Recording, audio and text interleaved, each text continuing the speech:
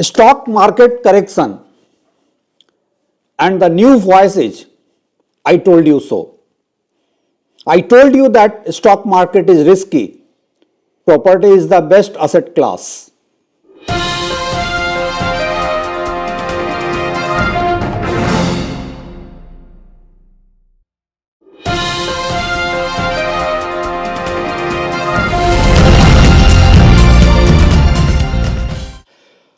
Well, the recent correction of Indian stock market has reignited the age-old debate of real estate versus stock market. In the last few weeks, I am asked at various forums, it's rather bombardment of arguments, that why I don't accept the reality of property market being a safer bet with lesser volatility. A little bit of correction in a stock market makes every stakeholders and influencers of property cite it as to how property is the safest asset class. All that I can say is that I am amused with the logic, or rather lack of it. I am Ravi Sinha and I continue to believe that the believers of property as best asset class carry a perception bias. What is perception bias? Perception bias is a cognitive bias that occurs when we subconsciously draw conclusions based on what we expect to see or experience. Once we make an assumption, we tend to look for evidence that reinforces it, rather than being an open-minded and objective about a given situation. So those who argue in favor of property, they're using selective data to plead their case without looking at the world of finance and investment holistically. Just because there is a slight drop in the Sensex and Nifty, it does not automatically elevate property market. But then, these are the people who would also assume that when the stock market is at a high, the wealth naturally gets transferred to property market in due course of time. How could both the arguments be true? I often wonder. Hi, thank you all for subscribing our channel and posting your comments. I appreciate. Trust me, I take time to read all the comments and I take your comments, feedback and queries with due professional seriousness. I would continue to make video on the topics and questions raised in the comments section as I aspire to make this platform dialogue driven. May I request you all to subscribe this channel and keep posting your comments. Our mail ID is given in the description and you are also free to ask questions through your short and crisp video. I will try my best to take your video queries and reply it in the subsequent video. Let's make this channel unique and dialogue driven. Thank you. I have a few questions to those who try to hard sell real estate as the best and safest asset class. Question number 1. Do you check property prices on a daily basis? Question number 2. Won't the property also fetch loss in case of immediate or distressed sale? Question number 3. Is not comparison of property versus stocks over a period of 5 to 10 years tilted in favor of stocks? Question number 4. Won't the wrong property, like wrong selection of stocks, lead to wealth erosion? Well, the problem is that most of the Indians are conditioned to believe that financial asset is not an asset. It's just a paper money without notional value, or with notional value, whatever way they want to think. The fact is that any asset class carries only notional value till the time unrealized gains are liquidated to book profit. When there is some stock market downtrend, we immediately sell the financial asset and then we tend to believe that it was a risky investment. By the way, risk stands for reckless investing sans knowledge. So if you are investing without knowledge, you will book losses, whether real estate or property market. We tend to believe that Stock is a risky investment, but the fact of the matter is that real estate too is risky if you have to sell it and sell it in the short duration of time. The property prices don't appreciate instantly, and in case of selling it in the immediate future, there is a loss of 6 to 7% of stamp duty, as well as the bargain power that you lose in wake of distress sale. And you never know the market conditions if you have to sell the property early. There is no stop loss in property market. But while we generally have the long-term vision with property, we tend to have a very short-term money mindset in financial market. And then we blame the market instead of blaming self. Another argument in favor of property market is that what if the choice of a stock is not right? But then the same goes true with the property purchase as well. If you buy a commercial property in a mall that turns out to be a deserted mall on completion, then the losses are even greater than stocks. There are a number of such cases across the Delhi NCR market today.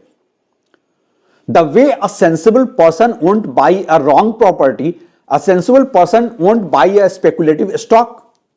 But while we do all sorts of due diligence with property, we seldom do a thorough analysis of a given stock before buying. How many of you evaluate the stock on the defined parameters of being it a profit-making company, debt-to-equity ratio, company having economic moat? Now you will ask, what is economic moat? So economic moat is a metaphor that describes a company's ability to maintain a competitive advantage over its competitors. Most of the Indians just evaluate the stock on the basis of it being appreciating. They more often than not fall prey to market operators who artificially appreciate a stock price to book profit, and the knowledge-less investor would then blame the stock market.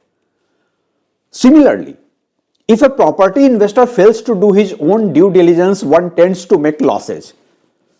I know people who have been duped by the builder that they would be given 20% discount if they invite more buyers. It's like a chain of network marketing where your property is free if you bring 5 such gullible property buyers along with you. In the end, that property never gets delivered.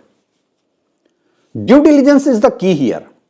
Buying undervalued property or buying undervalued stock or breakout stock needs equal level of due diligence and financial knowledge.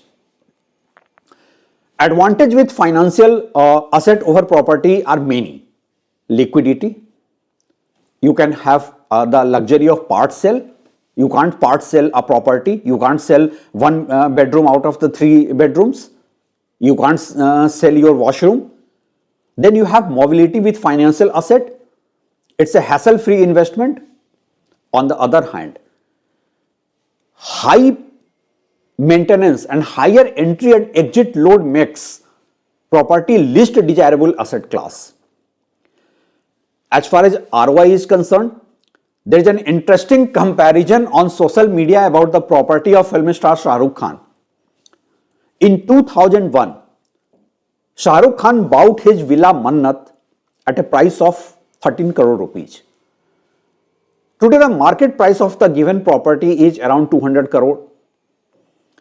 In terms of the absolute gains, it's like a mouth-watering ROI. But then, in terms of the CAGR returns, it is just 12.62%. Now let's compare it with stock. In a stock, during the same period, had one invested in the amount with the then undervalued stock like Titan, the famous stock of Rakesh Jhunjhunwala, then growing with 37.42% CAGR returns, the amount would have been more than 19,000 crore. Okay, I do understand that finding a stock like Titan was a jackpot.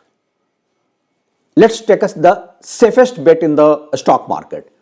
And the safest bet would be Nifty index fund Nifty Beach. Now in 2001, Nifty Beach was at 10 rupees and is today at 261. This makes it a case of 15.24% CAGR return. Had somebody bought Nifty Beach with the same amount, then the said property would said asset would have been 326 crore as against the 200 crore worth of property. And that is just I am taking the safest possible bet in stock market. So the whole argument that stock is more risky and one should prefer property is a flawed argument. At the end of the day, what matters is your region of purchase and your financial knowledge. And never forget the fact that the performance of the given property is always more localized as compared to stocks with performance metrics being uniform across the geographies. So now if I take that argument that stock market is okay, if not risky, it's more volatile. What do we mean by being volatile? What do we mean by market correcting every now and then? A fall of 2% on a given day? A study of last 17 years shows that out of the 4,500 trading days, can you guess how many times the market has fallen more than 2%? Any guess? You would think that out of 4,500 days, it should be at least 1,000 days. 500 days? No. It's just 140 days. So out of every 100 days, only 3 days are risky in the stock market. See, I am not trying to hard sell any financial asset, nor I am against property buying. What I am trying to say is that the whole argument that property is the best asset class, safest asset class, gives the best ROI is a flawed argument. It's your money, it's your choice. But be well aware of the market realities instead of getting influenced by some property broker, builder, or property influencer. All this is what I would like to say. Thanks for watching.